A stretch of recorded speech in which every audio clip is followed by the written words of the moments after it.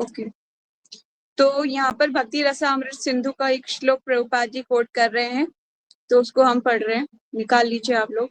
श्री रूप गोस्वामी कहते हैं कि जब तक हम इस जगत में हैं, तब तक हमें कर्म करना पड़ता है। हम कर्म करना बंद नहीं कर सकते। अतः यदि कर्म करके उसके फल कृष्ण को अर्पित कर दिए जाएं, तो ये युक्त वैराग्य कहलाता है। इस लाइन को आप हाईलाइट कर लीजिए, अगर आपकी भगवत गीता में निकाली है तो युक्त वैराग्य की परिभाषा क्या होती है? जनरली हम पूछते हैं बार बार क्वेश्चन, व्हाट इज द युक्त वैराग्य? क्या होता है युक्त वैराग्य?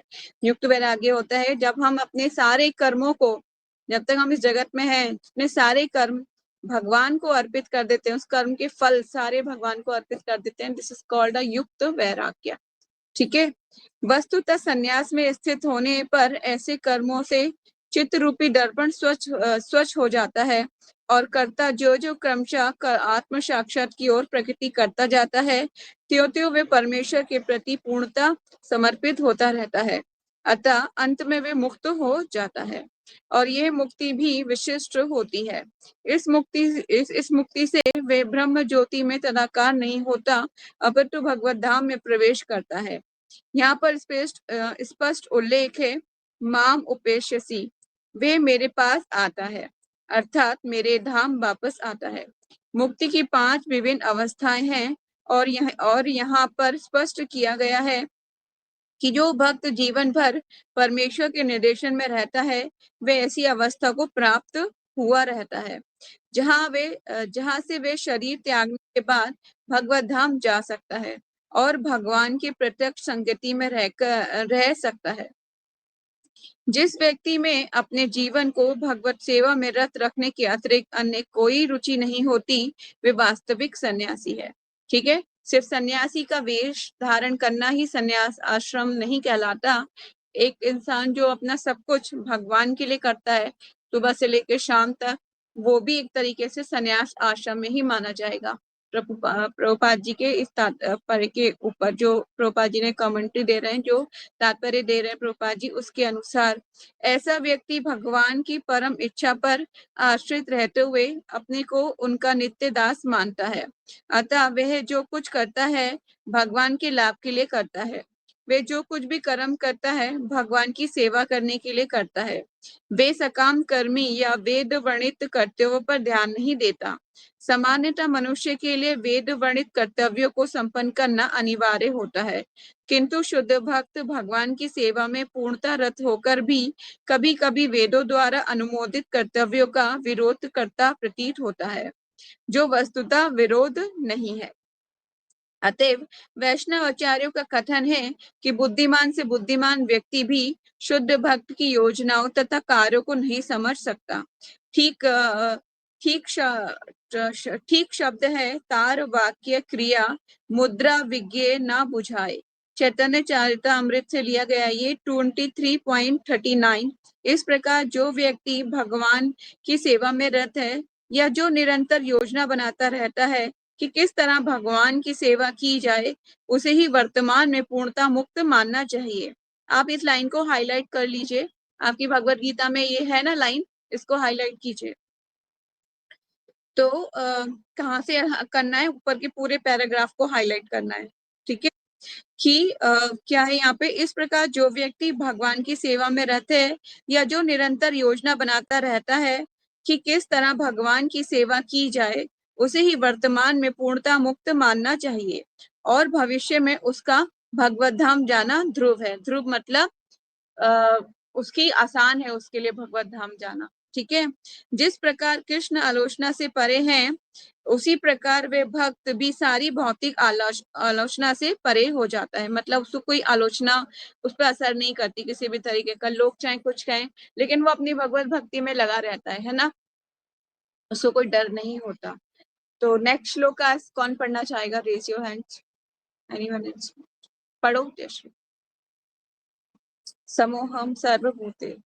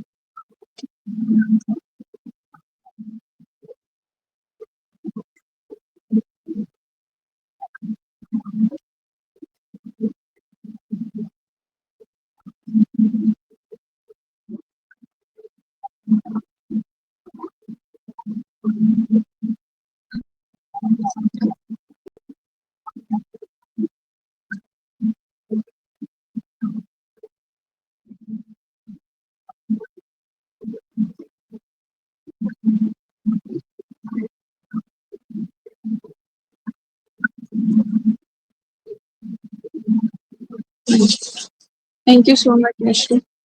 तो यहाँ पर भगवान बहुत ही मतलब सुंदर लाइन जो है प्रस्तुत कर रहे हैं। बहुत सुंदर श्लोक है ये, कि मैं ना तो किसी से द्वेष करता हूँ और ना ही किसी के साथ पक्षपात करता हूँ, मैं सबों के लिए समभाव हूँ, मतलब एक जैसा हूँ। किंतु जो भी भक्ति पूर्वक मेरी सेवा करता है, इस लाइन पर फोकस क्यों करना चाहिए, क्योंकि यही लाइन सबसे इंपॉर्टेंट है इसमें, कि भगवान बोल रहे हैं कि किंतु जो भी भक्ति पूर्वक मेरी सेवा करता है वे मेरा मित्र है और मुझ में स्थित रहता है और मैं भी उसका मित्र हूँ, है ना। फ्रेंड है ना कृष्णा। तो फ्रेंड क्यों है, किसके लिए फ्रेंड है, जो उनकी भक्ति पूर्वक सेवा करता है। तो हमें क्या करना है, सेवा ही करना है। एक मात्र स्वामी है, बाकी सब कौन है, सेवक है, सारे के सारे सेवक है। पर हम खुद को बॉस मानते हैं, ओ मैं बॉस हूँ। हम बॉस नहीं है, स्वामी भगवान है, ठीक है। हम जिसके घर में रहते हैं, हमारा घर नहीं है वो किसका घर है, भगवान का घर है। हम रहते हैं, हम नहीं रहते, हमारा घर नहीं है, वो उन्होंने हमें रखा हुआ है काम पे। हमें, हम नौकर हैं भगवान के, नौकर, है ना। जो सर्वेंट, मतलब कई तरीके के नौकर होते हैं ना। एक नौकर को तो लीव मिलती है, ठीक है, और एक नौकर होता है जो परमानेंट रहता है, उसको 24 घंटे सेवा करनी पड़ती है। तो हम वो नौकर हैं जो 24 घंटे रह के सेवा करता है, उसको लीव नहीं मिलती, ठीक है। और लीव चाहिए भी नहीं, भगवान की सेवा से कौन लीव लेना चाहेगा, कोई भी नहीं, है ना।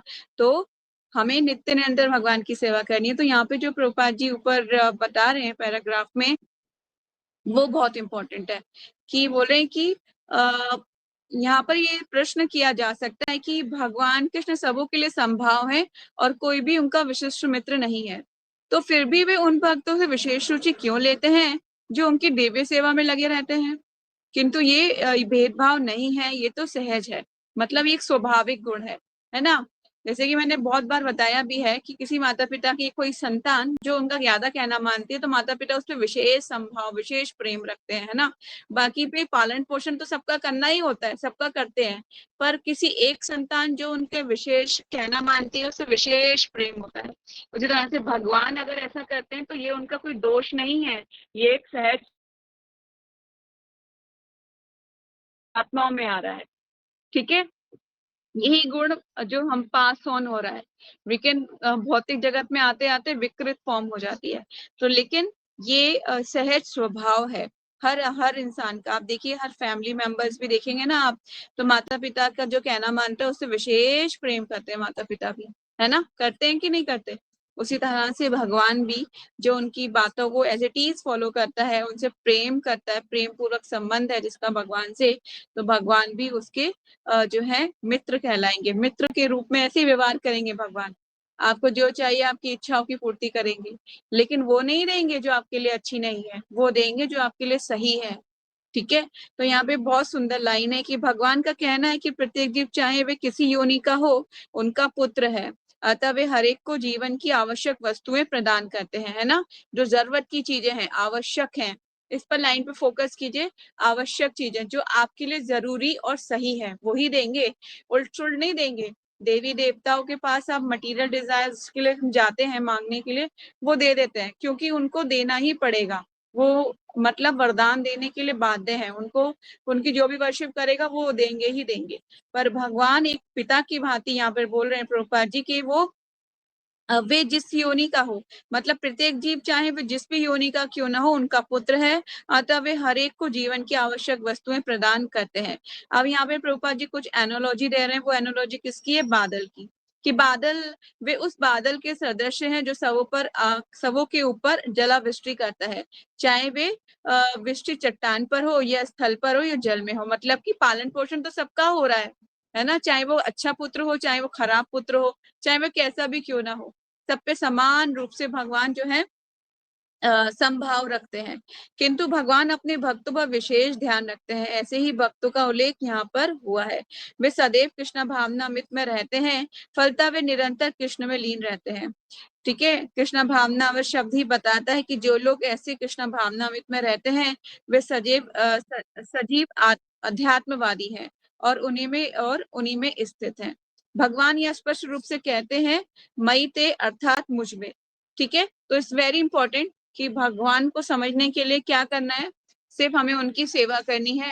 धीरे धीरे धीरे भगवान की कृपा और गुरु के आशीर्वाद से हमें भगवान की भक्ति में सेवाएं मिलती जाएंगी। अगर आपको टेस्ट करना है तो ऐसे भी टेस्ट कर सकते हो, अगर आपको सेवाएं मिल रही है ना तो आप समझिए कि आपकी भक्ति में जीवन ठीक चल रहा है। अगर आपकी सेवाएं छिन गई या आपकी सेवाएं कम हो गई तो समझिए आपको अभी आपकी भक्ति में मतलब चैंटिंग अच्छे से नहीं हो रही है, आपका मूड ऑफ सर्विंग अच्छा नहीं है भगवान के प्रति। ठीक है, तो इसीलिए और यहाँ पर एक और लाइन लास्ट पैराग्राफ कंक्लूड कर देते हैं इसको कि ये दृष्टांत दिया जाता है कि भगवान कल्प वृक्ष के समान है। यस, कल्प वृक्ष के समान तो है ही, कुछ भी मांगेंगे भगवान से तो भगवान देंगे, लेकिन आवश्यक चीजें है ना। जैसे कि अभी भी कुछ वृक्ष ऐसे हैं जो कल्प वृक्ष के समान है। मायापुर में भी एक वृक्ष है जो ऐसे अनेक वृक्ष हैं पर उनमें से एक राजापुर में है, शिव जी के मंदिर जहाँ शिवलिंग है वहां पर एक कल्प वृक्ष है, और जगन्नाथ जी के पास में ही पड़ता है वो, मतलब कि जहाँ राजापुर में जगन्नाथ टेम्पल है उसी टेम्पल के अंदर एक शिवलिंग है। उस शिवलिंग के पास ही एक जो उस पहले वो शिवलिंग उसी पेड़ के अंदर था, फिर वो शिवलिंग को बाहर निकाल के अलग से उस शिवलिंग को स्थापित किया गया। अब वो जो वृक्ष है वो विशाल वृक्ष है, कई हजार साल पुराना वृक्ष है वो, और ऐसा कल्प वृक्ष है कि उससे जो भी मांगो ना पूरा होता है। तो उसे एक ही चीज मांगनी चाहिए कि मुझे कृष्ण प्रेम की प्राप्ति हो। तो वैसे ही मतलब चीजें कल्प वृक्ष आज भी ऐसे कल्प वृक्ष है। तो यहाँ पर ना भगवान की उपमा दी जा रही है, भगवान एक कल्प वृक्ष के समान है और जो मनुष्य इस वृक्ष से जो कुछ भी मांगता है भगवान उसकी पूर्ति करते हैं। यहाँ पर जो व्याख्या दी गई है वे अधिक पूर्ण है। यहाँ पर भगवान को भक्त का पक्ष लेने वाला कहा गया है। ये भक्त के प्रति भगवान की विशेष कृपा की अभिव्यक्ति है। ठीक है, भगवान के आदान प्रदान भाव को कर्म के नियम के अंतर्गत नहीं मानना चाहिए। ये तो भगवान की दिव्य अवस्था से संबंधित रहता है। इसमें भगवान तथा उनके भक्त कर्म करते हैं। भगवत भक्ति जगत का कार्य भगवत भक्ति इस जगत का कार्य नहीं है, ये तो अध्यात्म जगत का अंश है। ये लाइन बहुत इंपॉर्टेंट है कि जो भगवत भक्ति है इस संसार की तो है ही नहीं ना। ये भाई मटेरियल संसार में तो कष्ट भी मिल रहे हैं, लेकिन ये भक्ति इस संसार की नहीं है। भगवत भक्ति इस जगत का कार्य नहीं है, ये तो उस आध्यात्मिक जगत का अंश है जहाँ शाश्वत आनंद तथा ज्ञान का प्राधान्य रहता है। जो प्रभुपाद जी के जो तात्पर्य है बहुत ऑथेंटिक है, एक एक लाइन इंपॉर्टेंट है, एक एक शब्द इंपॉर्टेंट है। ठीक है, तो ये लाइन को आप हाईलाइट कर लीजिए। मेरे में ऑलरेडी है, पर आप लोग अपनी जिन्हों के अभी नहीं किया हुआ है प्लीज आप हाईलाइट कर लीजिए। ठीक है, नेक्स्ट श्लोकास पढ़ते हैं। श्लोकास नंबर 30, बहुत सुंदर श्लोक है ये भी। अपि चेतु दुराचारो भजते माम अनन्य भाव साधुरेव स मनन्तव्यम सभा व्यवस्थितो हि सा। शब्दात अपि भी चेतसा यदि सुदुराचार अत्यंत ग्रहित कर्म करने वाला भजते सेवा करता है माम मेरी अनन्य भाव बिना विचलित हुए साधु पुरुष एवं निश्चय ही सा वह मंतव्य मानने योग्य सम्यक पूर्णतः व्यवस्थिता संकल्प वाला ही निश्चय ही सा वह। यदि कोई जघन्य से जघन्य कर्म करता है मतलब महान से महान पाप, किंतु यदि वे भक्ति में रत रहता है तो भी उसे साधु मानना चाहिए, क्योंकि वे अपने संकल्प में अड़िग रहता है। अब ये श्लोका में थोड़ा कंट्राडिक्टी लग रहा होगा आपको, माता जी हाउ इज दिस पॉसिबल। अगर कोई जघन्य से जघन्य कर्म कर रहा है और फिर भी वो भक्ति में स्थित है तो उसे साधु कैसे मानना चाहिए? क्योंकि वे भगवान बोले क्योंकि वो अपने संकल्प में अड़िग है। जो उसने संकल्प लिया हुआ है ना भक्ति करने का, उसमें वो अड़िग है, मतलब फिक्स है। तात्पर्य में पढ़ते हैं क्या है इसका मतलब, मैं समझाऊंगी आपको। इस श्लोक का सुदराचार शब्द अत्यंत महत्वपूर्ण है, अतः हम इसे ठीक से समझना होगा। जब मनुष्य बद्ध रहता है तो उसे दो प्रकार के कर्म करने होते हैं, प्रथम बद्ध और द्वितीय स्वाभाविक।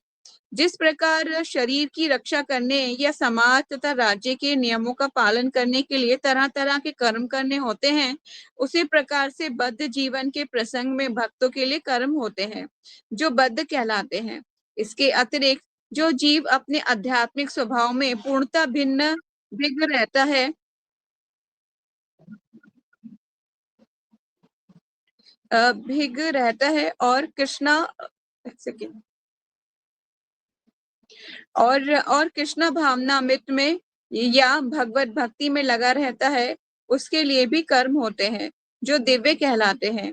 ऐसे कार्य उसकी स्वाभाविक स्थिति में संपन्न होते हैं और शास्त्रीय दृष्टि से भक्ति कहलाते हैं। बद्ध अवस्था में कभी कभी भक्ति और शरीर की बद्ध सेवा एक दूसरे के समांतर चलती है, किंतु पुनः कभी कभी एक दूसरे से विपरीत हो जाती है। जहां तक संभव होता है भक्त सतर्क रहता है कि वह कोई ऐसा कार्य ना करे जिससे ये अनुकूल स्थिति भंग हो। वे जानता है कि उसकी कर्म सिद्धि उसके कृष्ण भावनामृत की अनुभूति की प्रगति पर निर्भर करती है, किंतु कभी कभी ये देखा जाता है कि कृष्ण भावनामृत में रत व्यक्ति सामाजिक तथा राजनीतिक दृष्टि से निंदनीय कार्य कर बैठता है, किंतु इस प्रकार के क्षणिक पतन से उसका वे अयोग्य नहीं हो जाता। श्रीमद् भागवतम में कहा गया, ये लाइन देखिए हाईलाइट कर लीजिए, कहाँ से करना है, वे जानता से लेके और अयोग्य नहीं हो जाता। ठीक है, ये आपके क्वेश्चन का आंसर होगा। आप पूछेंगे ना कि माता जी हाउ कैसे है कि दोनों चीजें कैसे हो सकती हैं। श्रीमद् भागवतम में कहा गया है कि यदि कोई व्यक्ति पतित हो जाए और किंतु यदि वे भगवान की दिव्य सेवा में लगा रहे तो उसका हृदय में वास करने वाले भगवान उसे शुद्ध कर देते हैं और उस निंदनीय कार्य के लिए क्षमा कर देते हैं। ये भी लाइन आपको हाईलाइट करनी है श्रीमद् भागवतम वाली। भौतिक कलमश इतना प्रबल है कि भगवान की सेवा में लगा योगी कभी कभी उसके जाल में आ फंसता है, लेकिन कृष्ण भावना में इतना शक्तिशाली होता है कि इस प्रकार उसका आकस्मिक पतन तुरंत ही रुक जाता है। इसीलिए भक्ति योग सदैव सफल होता है। किसी भक्त के आदर्श पथ से अकस्मात च्युत होने पर हंसना नहीं चाहिए, ठीक है। अगर कोई भक्त गिरता हुआ भी प्रतीत हो तो हमें हंसना नहीं चाहिए, क्योंकि जैसा जैसा कि अगले श्लोक में बताया गया है, त्यों ही भक्त कृष्ण भावना अमृत में पूर्णतः स्थिर हो जाता है। ऐसे आकस्मिक पतन कुछ समय के पश्चात रुक जाते हैं, ठीक है। अब आ जाते हैं इसके कंक्लूजन पे। इसका मतलब ये है, कभी कभी भक्ति करते करते हम कुछ अपराध कर बैठते हैं किसी वैष्णव के प्रति, या फिर जैसे कि अगर आप एक और मैं बताती हूँ आपको, मैंने इस कॉन्टेक्स्ट में एक अमोक लीला प्रभु जी का भी एक लेक्चर सुना था, तो उसमें बता रहे थे प्रभु जी कि हम भगवान की सेवा निरंतर कर रहे हैं, चैंटिंग, हेयरिंग, रीडिंग सब कुछ कर रहे हैं, बहुत परफेक्टली कर रहे हैं, लेकिन कभी कभी सेवा करते करते कुछ ऐसी चीजें, परिस्थिति आ जाती है कि हमें ना जानते हुए भी अपराध करने पड़ते हैं, है ना। कि अब देखो सेवा, अगर फॉर एग्जाम्पल कि आपके विग्रह, जहाँ पर विग्रह स्थापित है वहां पे कुछ ऐसा हो जाता है कि जैसे कि आपको चींटियां आ गई, है ना, कुछ ऐसे इंसेक्ट्स आ गए कि आपको उनको भगाना है। अब कोशिश ये कीजिए कि आप उन्हें बिना मारे ही भगा सको, लेकिन अगर उनको मारना पड़ रहा है तो कर्म के बंधन में तो बंध रहे हो ना आप, आपको भुगतना पड़ेगा उस कर्म का फल, ठीक है।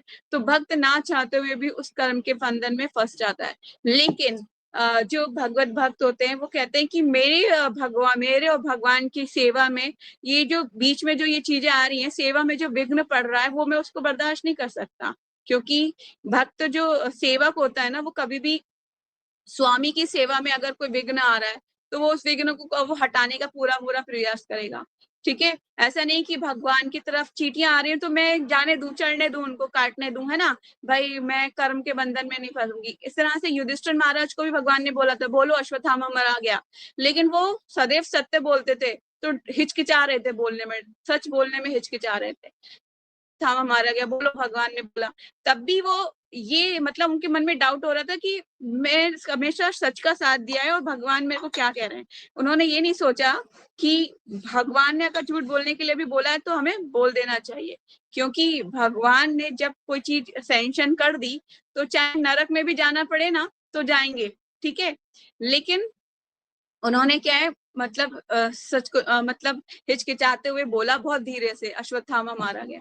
लेकिन अब उनको क्योंकि उन्होंने हिचकिचा गए थे भगवान की इस वाणी को फॉलो करने में, तो उनको थोड़ी देर के लिए, कुछ एक आध मिनट के लिए नरक के दर्शन हुए थे, क्योंकि उन्होंने भगवान की वाणी, भगवान ने बोला और उसको उन्होंने एज इट इज फॉलो नहीं किया, हिचकिचाए वो, ठीक है। तो इसी कारण से उनको कुछ देर के लिए नरक के दर्शन करने पड़े थे।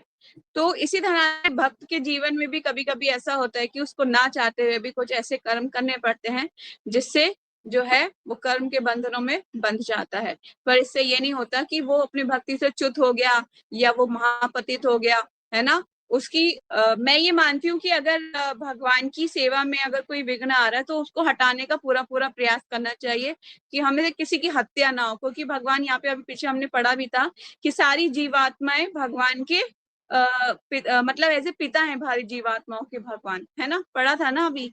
तो अब भगवान सबके पिता हैं, तो मतलब हम अपने जीवात्माएं को ही मार रहे हैं, अपने पता नहीं कौन है जो हमारे घर में आके रह रहे हैं, हमारे पूर्वज हैं, कौन है, हम उन्हें मार रहे हैं। चींटियां हैं फॉर एग्जाम्पल, है या कुछ कीड़े आ गए हैं या कुछ आग जिनको आपको मारना पड़ रहा है, ठीक है।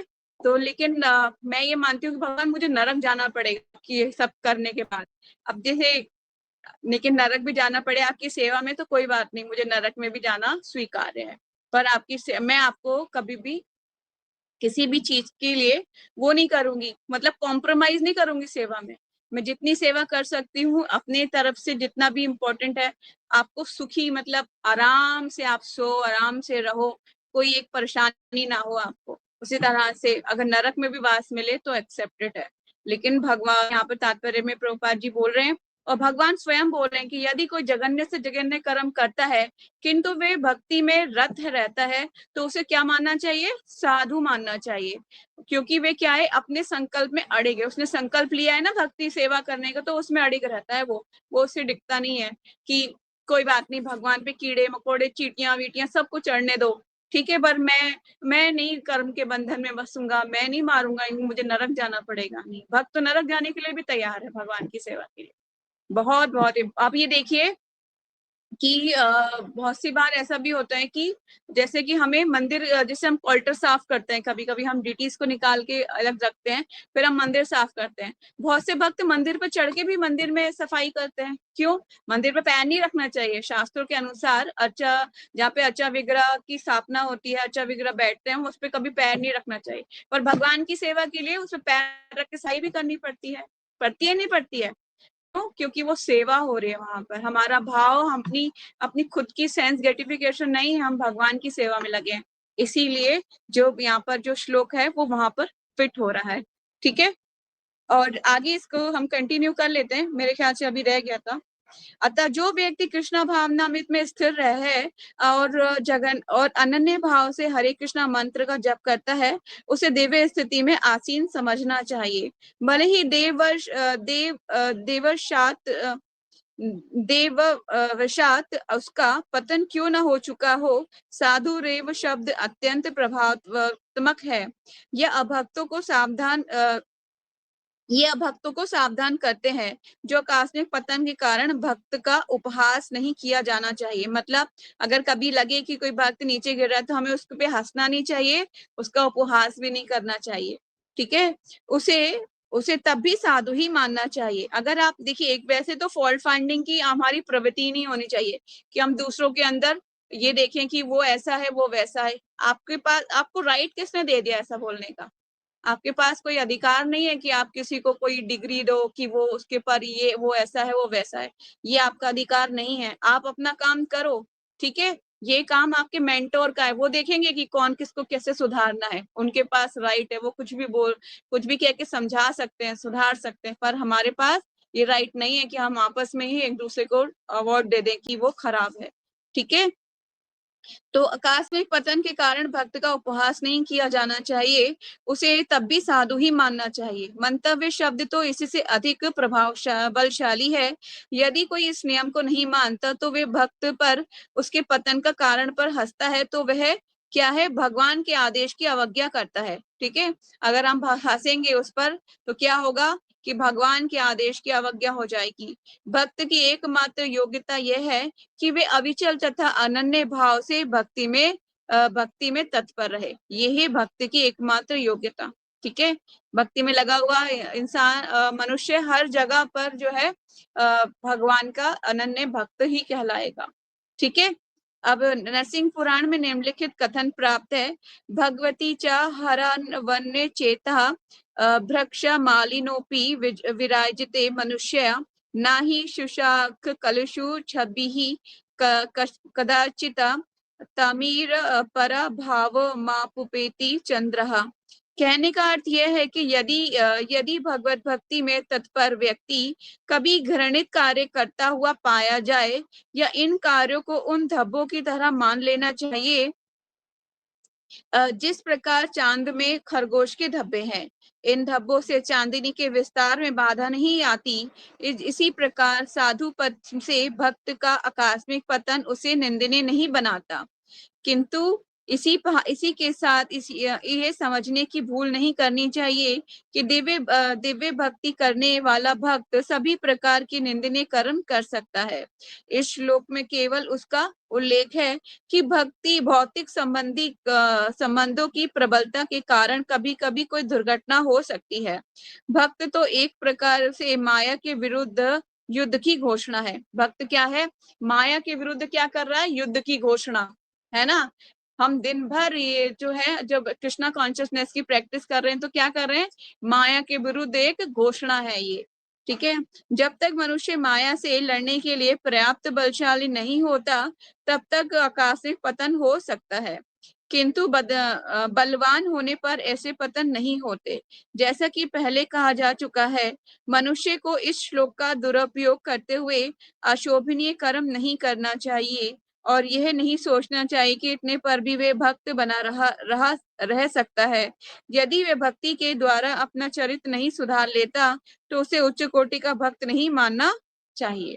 ठीक है, ये यहाँ पर प्रभुपाद जी ये भी बोल रहे हैं कि ऐसा नहीं है कि वो आप ये सोचो कि फिर वो जगन्य से जगन्य कर्म करता रहे, नहीं, उसको सावधान रहना चाहिए। माया के विरुद्ध ये उसकी घोषणा है, मतलब है ना, बस के माया के विरुद्ध हम दिन भर हम माया के विरुद्ध जो है लड़ते हैं। क्यों? क्यों? मतलब एक द्वंद चलता रहता है। हम कृष्ण, जैसे कि हमें कभी कभी ऐसा होता है ना कि चैंटिंग करते करते मन बहुत जगह भागता है, बहुत जगह चीजें को सोचते हैं। कोशिश करनी चाहिए कि वन सिटिंग में ही आपकी पूरी माला कंप्लीट हो जाए, आप ना उठो उस जगह से। ठीक है, तो ये इम्पोर्टेंट है भक्ति, क्योंकि माया के विरुद्ध हम लड़ रहे हैं। हम जब तक हम हमारे हथियार, हमारी पूजा भक्ति में जब तक ताकत नहीं आएगी, तब तक हम लड़ नहीं पाएंगे माया के खिलाफ। बहुत मुश्किल है। और चैंटिंग इज सो पावरफुल। जो लोग सुबह चैंटिंग कंप्लीट कर लेते हैं, वो पूरे दिन उन पर एक कवच बना रहता है, तो माया का प्रभाव उन पर नहीं आएगा इतनी जल्दी। ठीक है, तो हमने यहाँ कंप्लीट किया। जयश्री, नेक्स्ट श्लोका 31।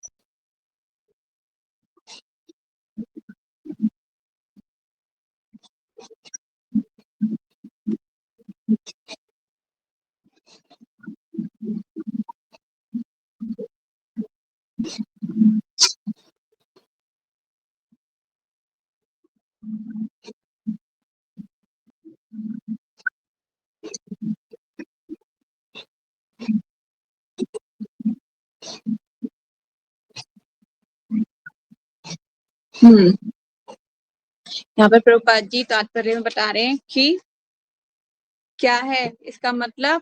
इसका दूसरा अर्थ नहीं लगाना चाहिए कि जो दुष्कृति है वे भगवत भक्त नहीं हो सकता है, और जो भक्त नहीं है उसमें कोई भी सद्गुण हो ही नहीं सकते, है ना। माया के विरुद्ध क्या है? ये हमारी युद्ध की घोषणा है। ठीक है, तो यहाँ बोल रहे हैं कि संयोगवश स्वेच्छा से निंदनीय कर्म में प्रवृत्त होने वाला व्यक्ति किस प्रकार भक्त हो सकता है? ये प्रश्न ठीक है। जैसा कि 7वें अध्याय में कहा गया है, जो दुष्ट आत्मा कभी कभी भक्ति के पास नहीं फटकता, मतलब नहीं आता कभी भी, उसमें कोई सद्गुण ही नहीं होते। क्योंकि जब देखिए, हर एक इंसान भगवान का नाम नहीं ले सकता है, पॉसिबल है। हम कितने लोगों को बोलते हैं हरे कृष्णा बोलो, या फिर कभी कभी क्या होता है, कोई अचानक से मिलता है तो उसको मैं बोलती हूँ हरे कृष्णा, पर वो ना पलट के कभी हरे कृष्णा नहीं बोलते। क्यों? क्योंकि निकलती नहीं है, स्वीकृतियां नहीं है अभी उनके पास।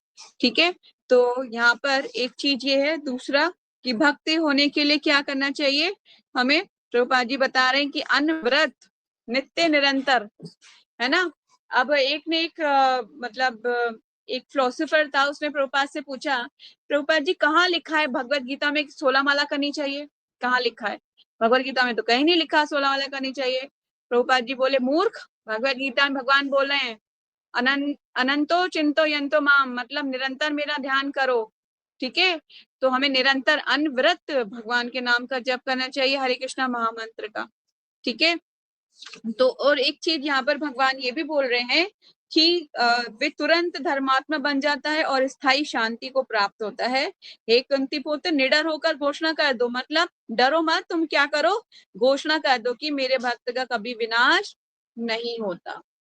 ठीक है, और ये बात सच है, शास्त्र भगवान की स्वयं वाणी है, भगवत गीता भगवान की वाणी है इसमें। और भगवान की मतलब ये नहीं समझना चाहिए कि ये तो बस नॉर्मल सी बुक है, नहीं, भगवान की स्वयं वाणी है, इस पे विश्वास रखिए कि भगवान बोल रहे हैं कि मेरे भक्त का कभी विनाश नहीं होगा। ठीक है, अब आप कहोगे माता जी ये कृष्ण कुंती पुत्र को क्यों बोल रहे हैं, मतलब अर्जुन को ही क्यों बोल रहे हैं कि आप घोषणा कर दो, है ना, स्वयं भी तो कह सकते थे कि मैं घोषणा करता हूँ कि मेरे भक्त का कभी विनाश नहीं होता। क्योंकि भगवान ने अपनी प्रतिज्ञा तोड़ दी थी, उठा लिया था। अर्जुन जब भीष्म पितामह अर्जुन पे तीरों की वर्षा करे जा रहे थे, तो फिर क्या हुआ था कि भगवान ने अर्जुन का रथ को भी पहिया निकाल दिया था भीष्म पितामह ने। तो वही जो पहिया उठा के भगवान जो है भीष्म पितामह को मारने चले गए थे, अर्जुन ने उनके पैर पकड़ लिए थे। भगवान नहीं नहीं, आप भूल गए क्या, आपने ये प्रतिज्ञा की हुई है कि आप कभी शस्त्र नहीं उठाएंगे। तो भगवान कह रहे हैं कि मेरी प्रतिज्ञा तो टूट भी जाती है ना, कि लोग ये सोचेंगे कि ये तो भगवान तो तोड़ देते हैं, है ना। तो फिर मेरे भक्त का, पर मैं अपने भक्त के लिए बोल रहा हूँ कि हे अर्जुन, ये घोषणा कर दो कि मेरे भक्त का कभी विनाश नहीं होता।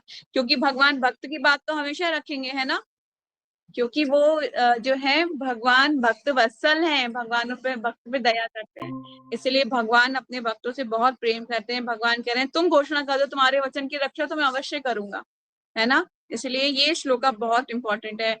कभी भी कभी भी कोई मुझसे बात कर रहा होता है ना, तो मैं कहती हूँ कि भगवान हमेशा रक्षा करते हैं। तो क्या कैसे रक्षा करते हैं, मैंने भगवान ने बोला है चैप्टर 9 में, कौन थे आपति जानी नमे भक्ता प्रणयति, है अर्जुन ये घोषणा कर दो मेरे भक्त का विनाश नहीं होता। तो कुछ नहीं होगा, कुछ नहीं होगा, सब ठीक होगा, सब ठीक होगा। ठीक है, तो इसको हम आज कंप्लीट करते हैं। नेक्स्ट अभी हमारे पास 3 श्लोकास रह गए हैं, मैं चाहती हूँ कि आज ये चैप्टर हम कंप्लीट कर लें। तो मैं पढ़ देती हूँ नेक्स्ट श्लोकास, और होगा तो शायद बाकी के भी जल्दी जल्दी मैं कंप्लीट करती हूँ फिर। माही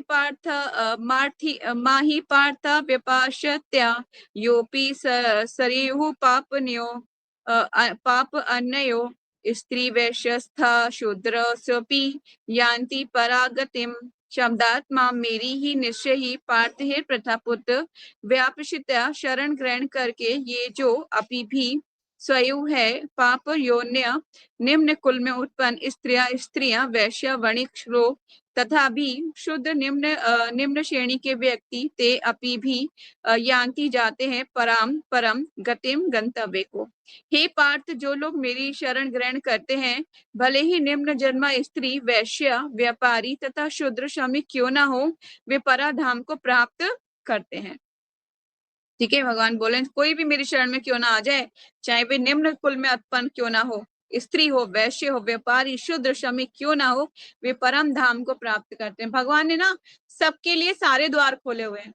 ऐसा नहीं है कि भगवान डिफरेंशिएट करें, ओ ये तो निम्न कुल में उत्पन्न है, ये मेरे पास नहीं आ सकता, ये स्त्री है, ये मेरी पूजा नहीं कर सकती। भगवान ने सबके लिए पति संभाव है। तात्पर्य में पढ़ते हैं, यहाँ पर भगवान ने स्पष्ट कहा है कि जो भक्ति में उच्च कुल तथा निम्न जाति के लोगों का भेदभाव नहीं होता। भौतिक जीवन में ऐसा विभाजन होता है, किंतु भगवान की दिव्य भक्ति में लगे व्यक्ति पर वे लागू नहीं होता। सभी ये आप लाइन हाईलाइट कर लीजिए, जो भगवान की भक्ति में लगे होते हैं उन पे ये नियम लागू नहीं होता। क्या नियम लागू नहीं होता, कि उनका विभाजन किया जाए। सभी पराधाम के अधिकारी हैं, यहाँ तक करना है, पराधाम के अधिकारी है। ठीक है, श्रीमद् भागवतम 2.4.18 का कथन है, अधम योनि चंडाल भी शुद्ध भक्त के संसर्ग से शुद्ध हो जाते हैं। हमने ये चौथे दूसरे अभी हम स्कंद में पढ़ेंगे इसको, कि कौन कौन से लोग हैं जो भगवान की भक्ति से शुद्ध हो जाते हैं। अधम योनि चंडाल भी शुद्ध भक्त के संसर्ग से शुद्ध हो जाते हैं। अतः भक्ति तथा शुद्ध भक्त द्वारा पथ प्रदर्शन इतने प्रबल हैं कि वहां उच्च नीच का भेद नहीं रह जाता और कोई भी इसे ग्रहण कर सकता है। शुद्ध भक्त की शरण ग्रहण करके सामान्य से सामान्य व्यक्ति शुद्ध हो जाता है। प्रकृति के विभिन्न गुणों के अनुसार मनुष्य को सात्विक, ब्राह्मण, रजोगुणी, क्षत्रिय, देखिए कौन कौन से गुण, कौन कौन से व्यक्ति कौन कौन से गुण में होते हैं, इसको आप हाईलाइट कर लीजिए, नोट्स भी बना लीजिएगा कि ब्राह्मण जो होता है सात्विक गुण में होता है, सतोगुण में, और जो क्षेत्रीय होता है वो रजोगुण में होता है, तथा तामसी कौन होते हैं, वैश्य तथा शूद्र, ये तामसी कहलाते हैं, तमोगुण में होते हैं। इनमें इनमें भी निम्न पुरुष चंडाल कहलाते हैं, जो इनसे भी निम्न होता है वे पुरुष चंडाल कहलाते हैं। वे पापी कुलों में जन्म लेते हैं। सामान्य रूप से उच्च कुल वाले इन निम्न कुलों में जन्म लेने वालों की संगति नहीं करते। जो उच्च कुल में होते हैं वो निम्न कुलों की कभी संगति नहीं करते। किंतु भक्ति योग इतना प्रबल है, हाईलाइट कर लीजिए इसको, किंतु भक्ति योग इतना प्रबल है कि भगवत भक्त समस्त निम्न कुल वाले व्यक्तियों को जीवन की परम सिद्धि प्राप्त करा सकते हैं। ये तभी संभव है जब कोई कृष्ण की शरण में जाए। जैसा कि व्यापशिता शब्द से सूचित है, मनुष्य को पूर्णतः कृष्ण की शरण ग्रहण करनी चाहिए, तब वे बड़े से बड़े ज्ञानी तथा योगी से भी महान बन सकता है। ठीक है, इट्स वेरी इंपॉर्टेंट कि अगर भगवान की शरण में चले जाएं तो किसी भी कुल में क्यों ना हो आप, तो आप शुद्ध हैं, है ना, शुद्ध हो जाएंगे, पवित्र हो जाएंगे। ठीक है, नेक्स्ट श्लोक मैं ही कंप्लीट कर देती हूँ क्योंकि हमें जल्दी करना है थोड़ा। किं पुनः ब्राह्मणा पुनः भक्त्या राजस्य तथा अनित्यम सुखम लोकमं प्राप्य भजस्व माम। किम क्या कितना पुनः फिर ब्राह्मण पुण्य धर्मात्मा भक्त भक्तगण राज ऋषय साधु राजे तात भी अनित्यम नाशवान असुखम दुख में लोकम लोक को इमम इस प्राप्त करके भजस्व भक्ति में लगे माम मेरी। फिर धर्मात्मा ब्राह्मणों तथा राज ऋषियों के लिए तो कहना ही क्या है। अतः इस क्षणिक दुख में संसार में आ जाने पर मेरी प्रेमा भक्ति में अपने आप को लगाओ, है ना। भगवान बोल रहे हैं कि और जो ब्राह्मण है उनके लिए कहना ही क्या, पहले भगवान ने निम्न कुलों की बात कर दी, अब भगवान जो है उच्च कुलों की बात कर रहे हैं कि इन लोगों के लिए तो कहना ही क्या है। आप तात्पर्य में पढ़ते हैं क्या बोल रहे हैं प्रभुपाद जी, इस संसार में कई श्रेणी के लोग हैं, किंतु तो भी वे ये संसार किसी के लिए सुख में स्थान नहीं है। यहाँ स्पष्ट कहा गया है कि अनित्यम असुखम लोकम, ये जगत अनित्य तथा दुख में है और किसी भी भले मनुष्य के रहने लायक नहीं है। भगवान इस संसार को क्षणिक तथा दुख में घोषित कर रहे हैं। कुछ दार्शनिक विशेष रूप से मायावादी कहते हैं ये संसार मिथ्या है, किंतु भगवत गीता में हम ये जान सकते हैं कि ये संसार मिथ्या नहीं है। मिथ्या कैसे नहीं है, झूठ थोड़ी नहीं है, यहाँ पे सब कुछ भगवान के द्वारा रचित है ना। किसी के चले जाने से क्या संसार में फर्क पड़ता है, नहीं, स्थिर है ये संसार, यहाँ पे जन्म मृत्यु का चक्कर चलता ही रहता है। जैसे एक ब्रह्मांड है पूरा, उसमें 14 भुवन है, तो ये पृथ्वी कैसे वो हो सकती है, ये मिथ्या कैसे हो सकती है, मिथ्या नहीं है। ठीक है, ये शाश्वत है, ये संसार मिथ्या नहीं है, ये अनित्य है। अनित्य तथा मिथ्या में अंतर है। ये संसार अनित्य है, किंतु एक दूसरा भी संसार है जो नित्य है। ये संसार दुख में है, किंतु दूसरा संसार नित्य तथा आनंद में है। कौन से दूसरे संसार की बात कर रहे हैं, भगवत धाम की बात कर रहे हैं, ठीक है, गोलोक की। अर्जुन का जन्म ऋषि तुल्य राजकुल में हुआ था, अतः भगवान उसे भी कहते हैं कि मेरी सेवा करो और शीघ्र ही मेरे धाम को प्राप्त करो। ठीक है, अर्जुन भगवान का मित्र भी था, भक्त भी था, फिर भी भगवान उसे क्या कह रहे हैं कि मेरी सेवा करो और शीघ्र ही मेरे धाम को प्राप्त करो। ठीक है, किसी को भी इस अनित्य संसार में नहीं रहना चाहिए क्योंकि ये दुख में है। देखिए एक ही मैसेज है, ये एक मैसेज है कि आपको ये समझाया जा रहा है कि संसार में रहने योग्य नहीं है। हमने यहाँ पर अलग अलग चीजें जोड़ जोड़ के बनाना शुरू कर दिया, रहना शुरू कर दिया, पर ना भगवान सब कुछ छीन लेंगे आपसे, एक सेकंड के अंदर सब कुछ छीना जाएगा। क्योंकि ना अगर हम यहाँ पर हमारे अपने रहने योग्य सब चीजें बना लिया तो भगवान कहेंगे ये तो यहाँ पे बिस्तरा डाल के बैठने लग गया। कभी कभी आपने देखा है कि अगर बहुत सारी चींटियां या बहुत सारी मकड़ियां या बहुत सारे आप समझ लीजिए जो मधुमक्खियां होती है, कभी कभी अपना छत्ता बनाने लगती हैं, तो हम उनके छत्ते को हटाने का प्रयास करते हैं, नहीं करते हैं कि यहाँ पर अगर इन्होंने छत्ता बना लिया तो ये तो बहुत बड़ा कर लेंगी, उससे फिर हमारे घर में उड़ के आ जाएंगी, काट लेंगी। तो इसी तरह से भगवान भी हैं। अगर हम इस संसार में रहने योग्य अपना बनाना शुरू कर देंगे ना, तो भगवान को लगेगा अब तो ये यहीं पर रहने वाली है और यहीं रह जाएगी, फिर इसको घर वापस भी लेके जाना है, चलो चलो घर चलो। तो भगवान हमें खींच के बाहर निकालेंगे, सब कुछ छीन लेंगे हमसे। ठीक है, तो इसीलिए इस संसार, ये एक मैसेज है, प्रभुपाद जी बोल रहे हैं किसी को भी इस अनित्य संसार में नहीं रहना चाहिए, क्योंकि ये दुख में है। यहाँ दुख मिलेगा प्रतिपल।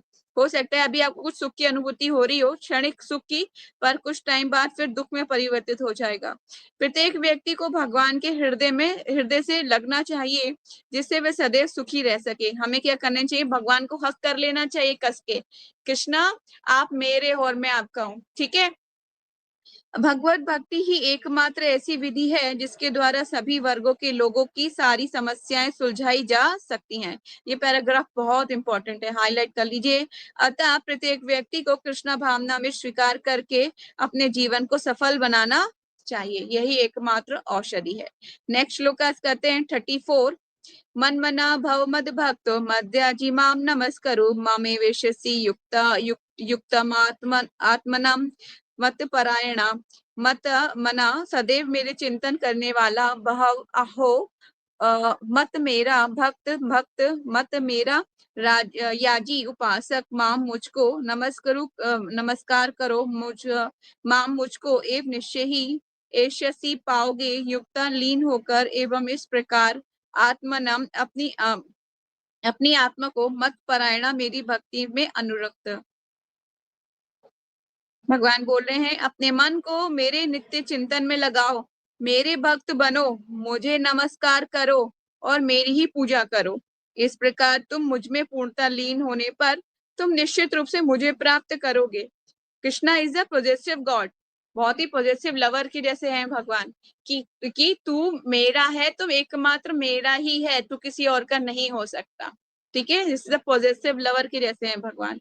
ठीक है, तो भगवान बार बार इस बात को बोल रहे हैं कि तुम क्या करो, मन को मेरे मेरे नित्य चिंतन में लगाओ, मेरे भक्त बनो, बार बार मेरा शब्द यूज कर रहे हैं, मुझे नमस्कार करो, मेरी ही पूजा करो, मेरी ही पूजा करो, और इस प्रकार मुझ में पूर्णता लीन होने पर तुम निश्चित रूप से मुझे प्राप्त करोगे। देखिए कितनी जगह भगवान मैं लगाए हैं, है ना। तो इसका मतलब बहुत पॉजिटिव है, वो कहीं और नहीं देखना चाहते कि आप किसी और देवी देवता के प्रति चले जाओ प्रेम करके। वो कहते हैं मेरी ही पूजा करो, मुझसे ही प्रेम करो, पॉजिटिव लवर के जैसे हैं भगवान। ठीक है, तात्पर्य में चलते हैं। इस प्रकार शिला प्रभुपाद जी की जय। इस प्रकार श्लोक में स्पष्ट इंगित है कि इस कलमश भौतिक जगत से छुटकारा पाने का एकमात्र साधन कृष्ण भावना अमृत है। कभी कभी कपटी भाष्यकार इस स्पष्ट कथन को तोड़ मरोड़ कर अर्थ करते हैं। किसी सारी भक्ति भगवान कृष्ण को समर्पित की जानी चाहिए। दुर्भाग्यवश ऐसे भाष्यकार पाठकों का ध्यान ऐसी बात की ओर आकर्षित करते हैं कि जो संभव नहीं है। ऐसे भाष्यकार ये नहीं जानते कि कृष्ण के मन में तथा कृष्ण में कोई अंतर नहीं है। कृष्ण कोई सामान्य मनुष्य नहीं है, वे परमेश्वर हैं। ये लाइन हाईलाइट कर लीजिए। उनका शरीर, उनका मन तथा स्वयं वे एक हैं और वे परम हैं, जैसा कि कूर्म पुराण में कहा गया है। और भक्ति सिद्धांत सरस्वती गोस्वामी ने श्री चैतन्य चरितामृत पंचम अध्याय आदि लीला 49-48 के अनुभाष्य में उद्धृत किया है। देही नो बिभदोस्य नरेश्वर विधेते कश्चित, अर्थात परमेश्वर कृष्ण में तथा उनके शरीर में कोई अंतर नहीं है। लेकिन इस कृष्ण तत्व को न जानने के कारण भाष्यकार कृष्ण को छिपाते हैं और उनको उनके मन तथा शरीर से पृथक बताते हैं। यद्यपि ये कृष्ण तत्व के प्रति निरी अज्ञानता है, किंतु कुछ लोग जनता को भ्रमित करके धन कमाते हैं। कुछ लोग असुरी होते हैं, वे भी कृष्ण का चिंतन करते हैं, किंतु ईर्ष्यावश जिस तरह की कृष्ण का मामा राजा कंस करता था, वे कभी भी कृष्ण का वे भी कृष्ण का निरंतर चिंतन करता रहता था, किंतु वे उन्हें अपने शत्रु के रूप में सोचता था। वे सदैव चिंताग्रस्त रहता था और सोचता रहता था कि ना जाने कब कृष्ण उसका वध कर दें। इस प्रकार के चिंतन से हमें कोई लाभ नहीं होने वाला, कोई लाभ होने वाला नहीं है। मनुष्य को चाहिए, हाईलाइट कर लीजिए, मनुष्य को चाहिए कि भक्ति में, प्रेम में उनका चिंतन करें, और यही भक्ति है। उसे चाहिए कि वे निरंतर कृष्ण तत्व का अनुशीलन करें। तो वे उपयुक्त अनुशीलन क्या है? वे प्रामाणिक गुरु से सीखना है। कृष्ण भगवान है और हम कई बार ये कह चुके हैं कि उनका शरीर भौतिक नहीं है। भगवान का शरीर भौतिक है ही नहीं।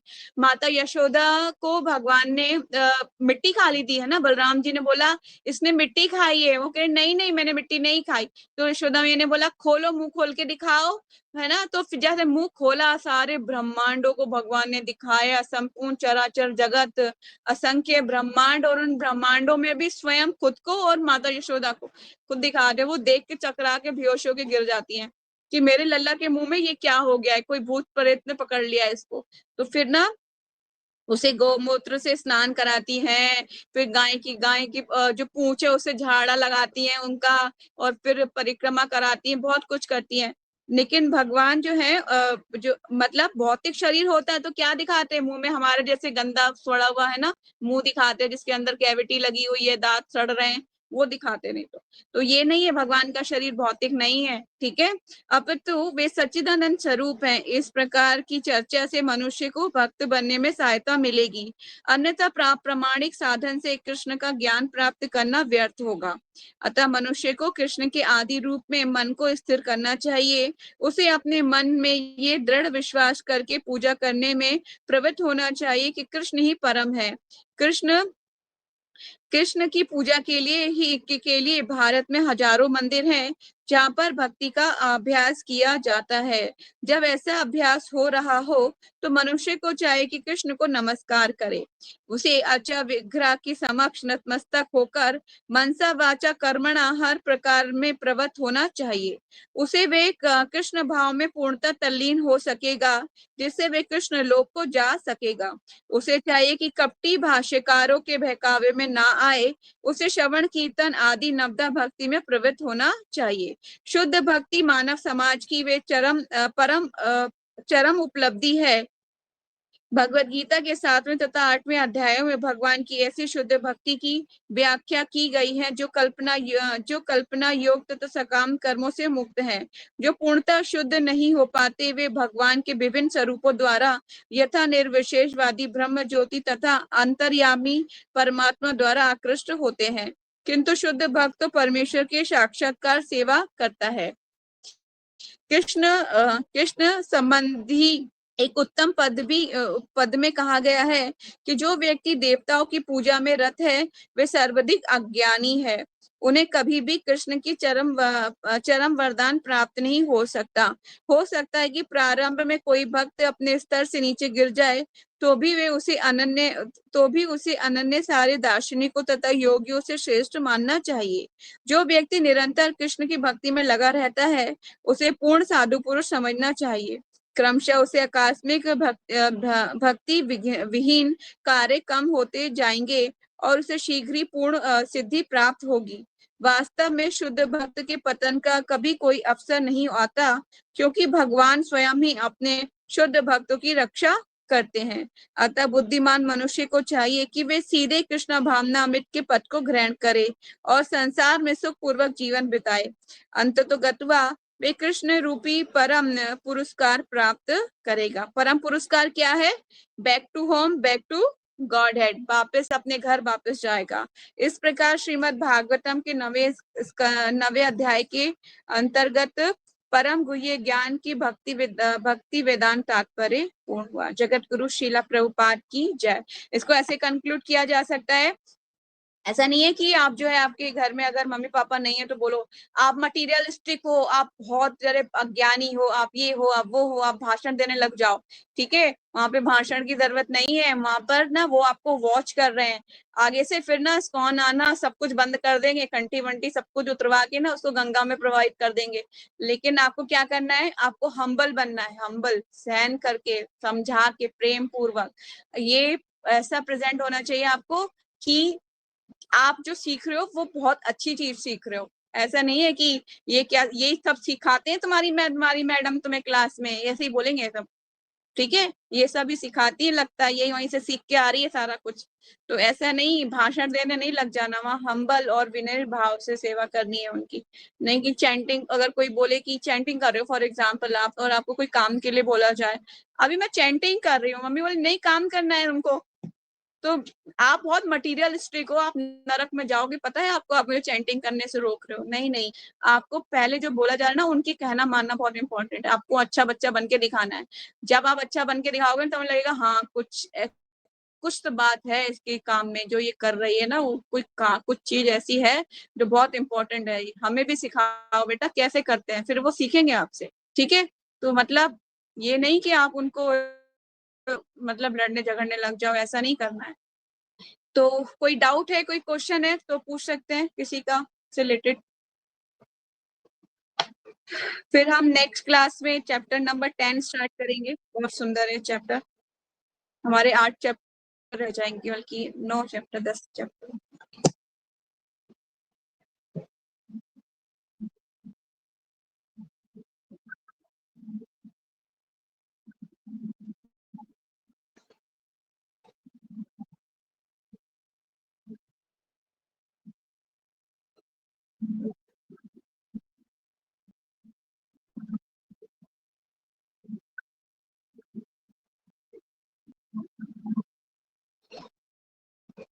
मैं समझी नहीं आपका क्वेश्चन, दोबारा रिपीट करो।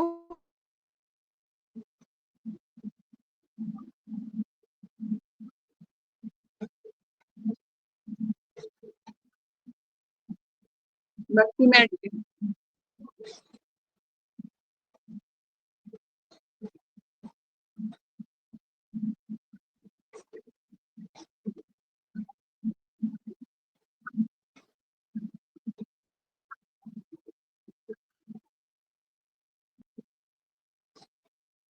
देखिए, अगर वो फिर भी भक्ति में अड़िग है और मतलब कृष्णा कॉन्शियसनेस से कभी छोड़ता नहीं है ना। पाप सबसे हो सकते हैं, हम मनुष्य हैं, हम गलतियां हम कर बैठते हैं ना चाहते हुए भी, लेकिन वो भक्ति से रिलेटेड कर रहा है कैसे, ये भी डिपेंड करता है ना कि किस कॉन्टेक्स्ट में कौन सी गलती कर रहा है। जगन्य से जगन्य तो बहुत बड़े बड़े अपराध भी होते हैं, है ना। तो कौन से अपराध कर रहा है, सबसे पहले तो ये पूरा क्लियरिटी नहीं है इसमें। लेकिन फिर भी मैं आपको एक रैंडम आंसर यही दूंगी कि अगर भक्ति में फिर भी रत है, लेकिन वो उसको साधु मानना चाहिए, भगवान की वाणी है ना, उसको साधु ही मानना चाहिए। तो हमें उसको फॉलो करना चाहिए। प्रभुपाद जी भी यही कहते हैं कि वो भले ही भक्ति में च्युत होता हुआ प्रतीत हो रहा हो, पर वो भक्ति में स्थिर है, फिर भी अपनी भक्ति में कार्य कर रहा है, तो वो साधु ही है, साधु मानना चाहिए उसको। उसका हंसना नहीं चाहिए, उसका उपहास नहीं करना चाहिए किसी भी तरीके से।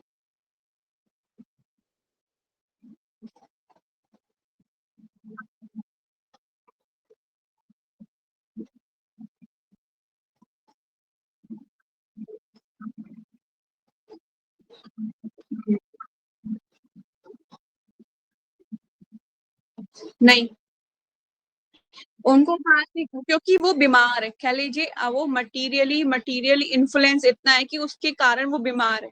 बीमार व्यक्ति का आप उपहास कैसे उड़ा सकते हो, है ना। उनका उपहास नहीं उड़ाना चाहिए। मटेरियल स्ट्रिक्ट हो सकता है, आपको कुछ चीजें मतलब एक इंसान जो है कुछ चीजों में एंगेज है, पर आप उनका मजाक मत उड़ाइए, आपके पिता है वो, है ना। मजाक मत उड़ाइए, आप जो है उनके लिए माला कीजिए, भगवान से प्रेयर कीजिए कि भगवान आप जो है उनको भक्त बनाइए। हाँ, भगवान से तुलसी महारानी से प्रेयर कीजिए, रोज तुलसी महारानी से जल डालिए, उनको प्रेयर कीजिए कि भगवान मेरे पापा को भक्त बनाइए, है ना। वो जो कर रहे हैं उनको जो है सही रास्ते पे आए वो, ऐसे प्रेयर करना चाहिए। Prayer is so powerful. अभी भी हम किसी का नाम लेके अगर हम प्रेयर करते हैं तो वो इतने ज्यादा इफेक्टिव, और धीरे धीरे धीरे धीरे उनके अंदर की जो निगेटिविटी है, जो गलत हैबिट्स है ना, उनको फिर वो लगने लगेगी कि मैं कर क्या रहा हूँ। मतलब जैसे कि इंसान जब सोने के बाद जब जागता है तो उसे पता चलता है कि मैंने क्या किया था सपने में, है ना, मैं सपने में क्या क्या गंदे गंदे काम कर रहा था, अब मैं जाग चुका हूँ, अब मैं नहीं करूंगा वो कार्य। तो उसी तरह से है कि, लेकिन उपहास नहीं करना चाहिए, नहीं, मजाक तो बिल्कुल नहीं। ठीक है, और कोई क्वेश्चन किसी का, कोई डाउट।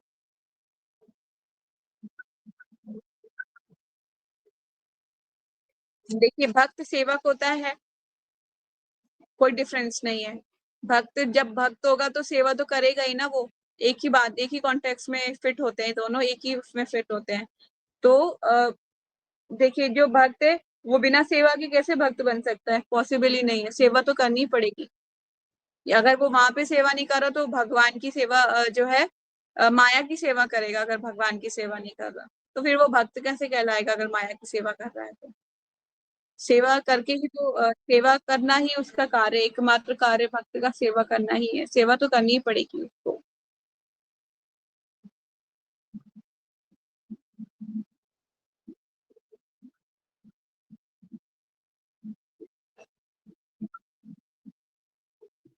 हम साधक लेवल पे, अभी हम साधक लेवल पे हैं, अभी सीख लर्नर लर्नर है ना, होता है ना। अभी अभी आप जो है अभी यूकेजी क्लास में ही हो, अभी धीरे धीरे ही आगे बढ़ो, जब तक दीक्षा नहीं होती ना तब तक जो है समझ लीजिए अभी आप बिगनर्स ही हो, चाहे आप कितने साल के क्यों ना हो जाओ। गुरु जब हाथ थाम लेंगे तो मतलब समझ लीजिए आप जो है फर्स्ट क्लास में एंटर करे हो। ठीक है। और फिर आगे की क्लास कैसे आएगी वो डिपेंड करेगा कैसे आपने भक्ति प्रोग्रेस कर रहे हो, कैसे हेयरिंग रीडिंग चैंटिंग शास्त्रों का अध्ययन कैसे कर रहे हो। ठीक है, तो ये डिपेंड कर। चंडाल जो गाय का मांस खाता है, कुत्ते का मल खाने वाला चंडाल योनि में आते हैं, जो आज भी आसपास देखने को मिल जाते हैं लोग, है ना। अभी यूट्यूब लाइव हो रहा है तो मैं ज्यादा इस पे नहीं बोल सकूंगी, पर चंडाल ऐसे ही योग होते हैं जो मतलब गंदी से गंदी चीजों को ग्रहण करते हैं, जो मतलब बोलने में भी जो खराब लगे ऐसी भी चीजों ग्रहण करते हैं, और चंडाल। देखिए 4 लाख प्रकार के मनुष्य होते हैं ना, उनमें से कुछ ये भी होते हैं चंडाल टाइप के। ठीक है। हम भागवतम में पढ़ेंगे, अलग अलग 84 लाख योनियों का डिटेल में वर्णन है, कौन कौन सी योनिया में कौन कौन घूम रहा है, डिटेल में वर्णन है 84 लाख योनियों का। ठीक है। तो एनी मोर क्वेश्चन? नो। तो यही वाइंड अप करते हैं। और वाञ्छा कल्पतरुभ्यश्च कृपा सिंधु च पतितानां पावनेभ्यो वैष्णवेभ्यो नमो नमः। अनंत कोटि वैष्णव भक्त विंद की जय, नामाचार्य दास ठाकुर की जय, जगत गुरु श्रील प्रभुपाद श्रील गुरुदेव की जय, निताई गौर सीतानाथ प्रेमानंदे, हरि हरि बोल ग्रंथराज श्रीमद् भगवत गीता की जय, निताई गौर सीतानाथ प्रेमानंदे, हरि हरि बोल। हरे कृष्णा। और कल मिलते हैं फिर हम नरसिंह भगवान की जो मूवी देखने जा रहे हैं, महावतार नरसिंहा। ठीक है, all the very best, see you there. कौन